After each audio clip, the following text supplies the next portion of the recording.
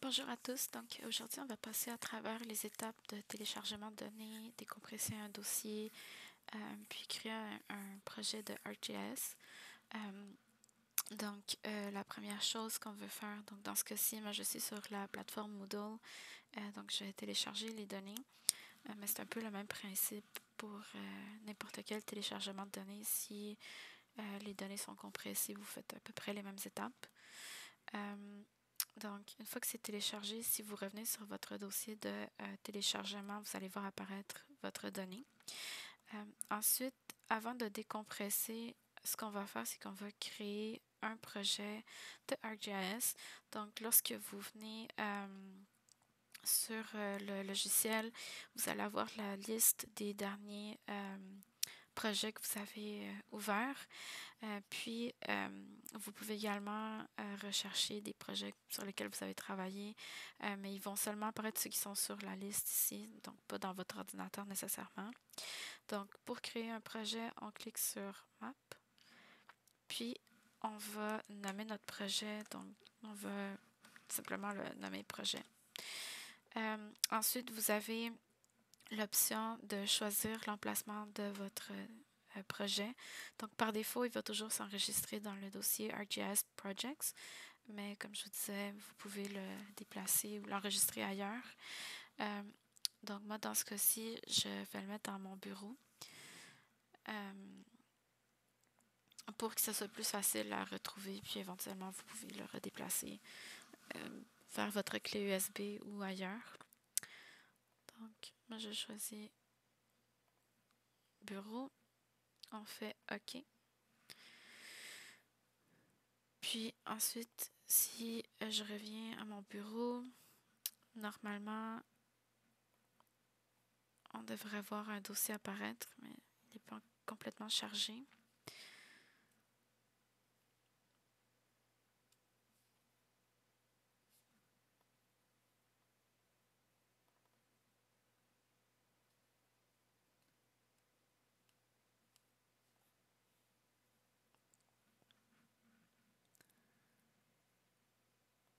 Parfait, donc on le voit apparaître sur mon bureau, il est ici.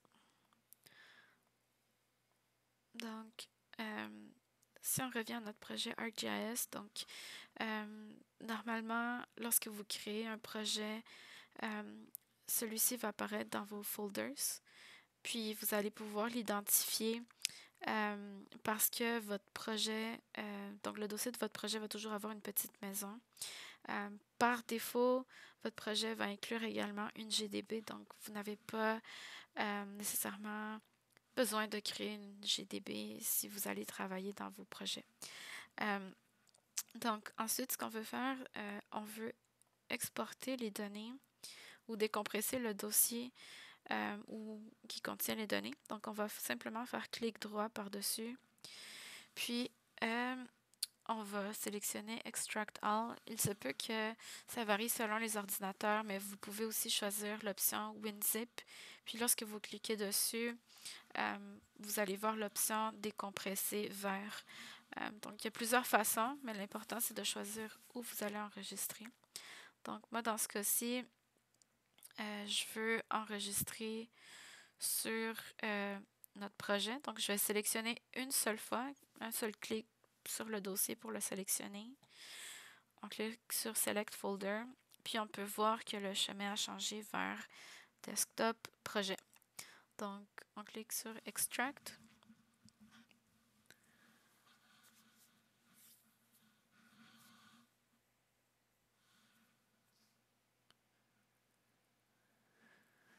Donc, si vous venez dans votre projet de ArcGIS, il ne va pas apparaître. Il suffit simplement de faire clic droit sur Folders ou votre projet, peu importe, et cliquer sur Refresh. Puis, il va apparaître. Voilà. Donc, maintenant, les données sont accessibles. Donc, ça fonctionne bien si vous avez un dossier qui contient déjà des données organisées. Mais si, par exemple, vous téléchargez une série de shapefiles, idéalement, vous voulez créer un dossier avant de décompresser. Donc, soit que vous le faites à partir de votre dossier sur votre desktop en faisant clic droit New Folder, ou bien dans votre projet ArcGIS, vous pouvez également le faire à partir du dossier projet. Clic droit, New, Folder, puis vous pouvez l'appeler Données, par exemple. Donc, ce serait le même exercice. Vous allez sélectionner le fichier données dans Project pour extraire ou décompresser vos données. Ensuite, ce qu'on veut s'assurer, c'est que vous n'avez pas plusieurs fichiers un peu partout. Donc, dans ce cas-ci, essayez de toujours enregistrer les données sur lesquelles vous travaillez dans le dossier de votre projet de ArcGIS. Donc, d'où l'importance de la première chose à faire, créer votre dossier de votre projet.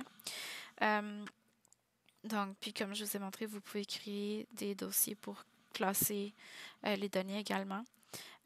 Ensuite, pour la GDB, donc pour stocker vos données vectorielles ou autres, mais on va s'attarder pour l'instant aux données vectorielles. Vous n'avez qu'à faire clic droit sur la GDB pour créer votre feature dataset, puis vous assurer que vos données vont avoir la même projection. Donc, dans ce cas-ci, on va aller... je pense que c'est la bonne projection. Oui, on va aller avec MTM8 pour Montréal. Puis ensuite, ici, c'est ici où vous allez créer vos feature classes. Donc, une fois que vous avez fini de travailler sur votre donnée, juste assurez-vous de toujours enregistrer les modifications pour garder votre mise en page. Vous pouvez également créer des connexions. Donc, si les données ne se trouvent pas dans votre dossier de project, donc du projet sur lequel vous travaillez, vous pouvez choisir de connecter d'autres dossiers. Donc, vous allez faire clic droit sur Folders, Add Folder Connection. Puis, par exemple, je pourrais décider de créer un lien avec ce projet.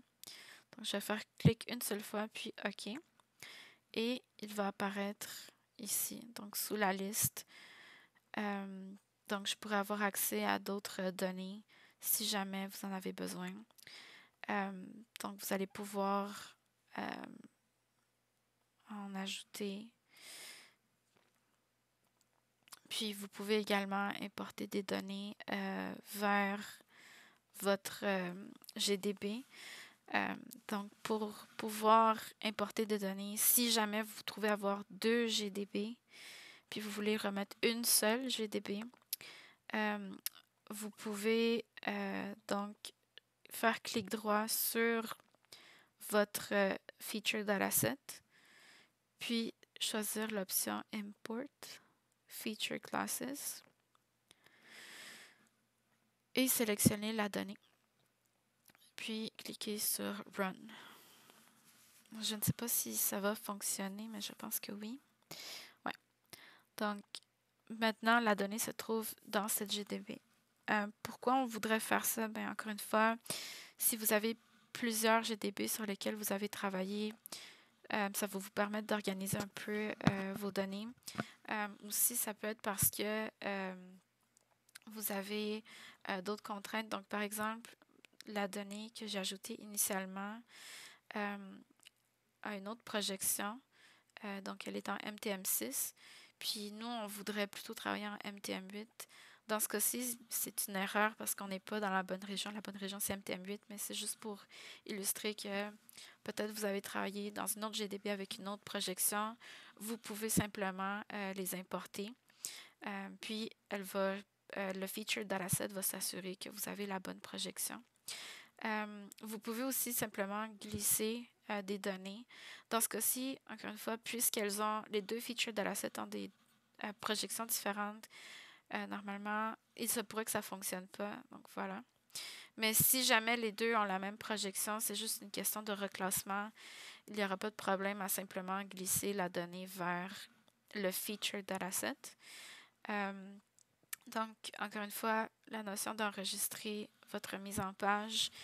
Donc, ceci va simplement sauvegarder le choix si on veut, l'échelle sur laquelle vous avez, la dernière échelle sur laquelle vous avez travaillé.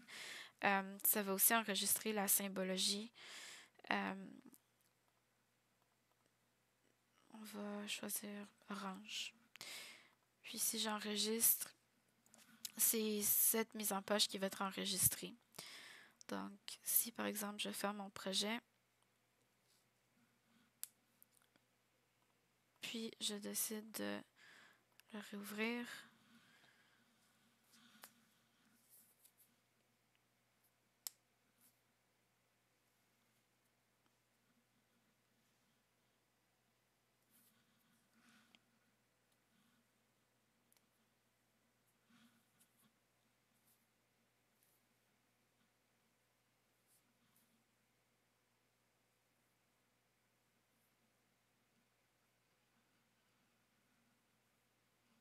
donc on a la même mise en page qu'on avait tantôt.